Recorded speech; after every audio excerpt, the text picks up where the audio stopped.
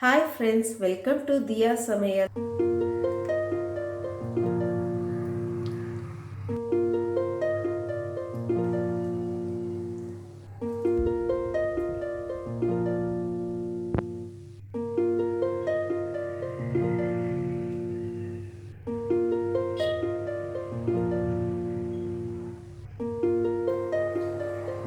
Hi friends, இன்னைக்கு என்ன சமைக்க போறோம்னா கத்திரிக்காய் மாங்காய் நெத்திலி மீன் போட்டு ஒரு மீன் குழம்பு செய்ய போறோம். வாங்க எப்படி செய்யறதுன்னு பார்க்கலாம். அதுக்கு முன்னாடி என் சேனலை சப்ஸ்கிரைப் பண்ணாதவங்க சப்ஸ்கிரைப் பண்ணிட்டு பக்கத்தில் இருக்க பெல் ஐக்கானை கிளிக் பண்ணிட்டு வாங்க.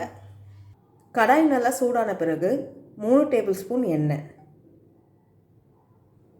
எண்ணெய் நல்லா சூடாயிடுச்சு. 1/4 ஸ்பூன் கடுகு, 1/4 ஸ்பூன் சீரகம், 1/4 ஸ்பூன் வெந்தயம். கடுகு நல்லா பொரிய ஆரம்பிச்சிருச்சு. இப்போ ஒரு கொத்து கருவேப்பிலை, 100 கிராம் சின்ன வெங்காயத்தை உரித்து வச்சுருக்கேன், அதை இதில் சேர்த்துக்கலாம். 15 பல்லு பூண்டை இந்த மாதிரி சீவி எடுத்துருக்கேன், அதையும் இதில் சேர்த்துக்கலாம். நல்லா வதக்கிக்குங்க.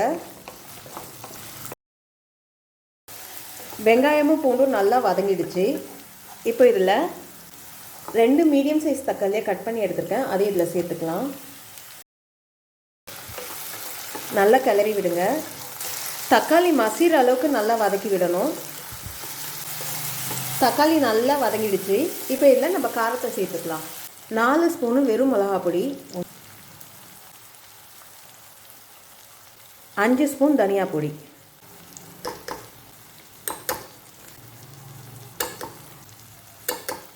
1/4 ஸ்பூன் மஞ்சள் பொடி, தேவையான அளவு உப்பு. நல்லா கிளறி விடுங்க. இந்த எண்ணெயிலே 1 நிமிஷம் நல்லா வதக்கி விடலாம். நான் இதில் காயெல்லாம் சேர்க்குறதுனால 1 ஸ்பூன் எக்ஸ்ட்ரா மிளகா பொடி சேர்த்துருக்கேன். நீங்கள் காய் சேர்க்கலைன்னா 3 ஸ்பூன் மிளகா பொடி, 4 ஸ்பூன் தனியா பொடியை சேர்த்துக்கோங்க.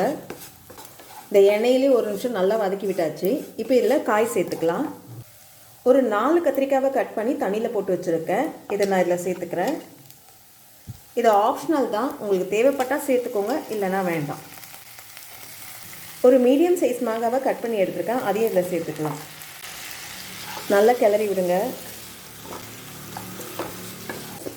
ஒரு வாட்டி கத்திரிக்காய் போட்டு நெத்திலி குழம்பு வச்சு பாருங்கள், ரொம்ப டேஸ்ட்டாக இருக்கும். இந்த மசாலா காயில் நல்லா பிடிக்கிற அளவுக்கு நல்லா கிளறி விட்டுடுங்க. நல்லா கிளறி விட்டாச்சு. இப்போ இதில் புளி தண்ணியை சேர்த்துக்கலாம்.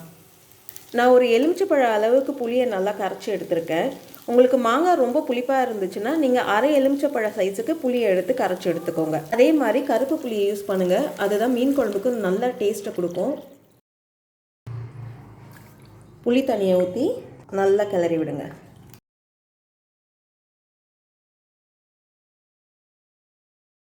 புளி கடைசி திப்பி வர அளவுக்கு நல்லா கரைச்சி எடுத்துக்கணும். நம்மளுக்கு வேறு எந்த தண்ணியும் ஆட் பண்ண போகிறதில்ல, இந்த புளி தண்ணியிலே தான் நல்லா கொதிக்க போகுது. நல்லா கிளறி விட்டாச்சு. இப்போ இது நல்லா கொதிக்கட்டும். நல்லா கொதிக்க ஆரம்பிக்குது. உப்பு காரம்லாம் கரெக்டாக இருக்கான்னு பார்த்துப்போம். கரெக்டாக இருக்குது. மூடி போட்டு ஒரு 10 நிமிஷம் லோ ஃப்ளேமில் நல்லா கொதிக்க விடலாம். மூடியை திறந்து பார்ப்போம். நல்லா கொதித்து எண்ணெய்லாம் பிரிஞ்சு வந்திருக்கு பாருங்கள். கத்திரிக்காய் மாங்காவும் நல்லா வெந்திருக்கு. இப்போ இதில் நம்ம மீனை சேர்த்துக்கலாம். 1/2 கிலோ நெத்திலி மீனை க்ளீன் பண்ணி வாஷ் பண்ணி எடுத்துருக்கேன், அதை இதில் சேர்த்துக்கலாம்.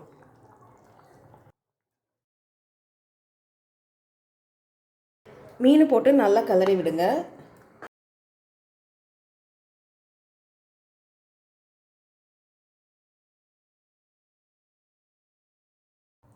மீன் போட்டு நல்லா கிளறி விட்டாச்சு.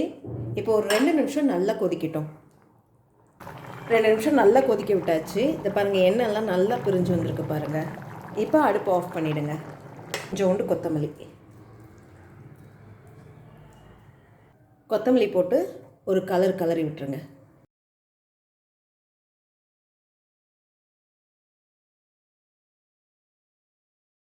ரொம்ப டேஸ்டான கத்திரிக்காய் மாங்காய் நெத்திலி மீன் குழம்பு ரெடி ஆயிடுச்சு. இந்த வீடியோ உங்களுக்கு பிடிச்சிருந்தா லைக் பண்ணுங்கள், ஷேர் பண்ணுங்கள், அப்படியே உங்களுடைய கருத்துக்களை எனக்கு கமெண்ட் பண்ணுங்கள்.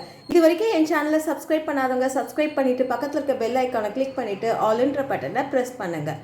நன்றி, வணக்கம்.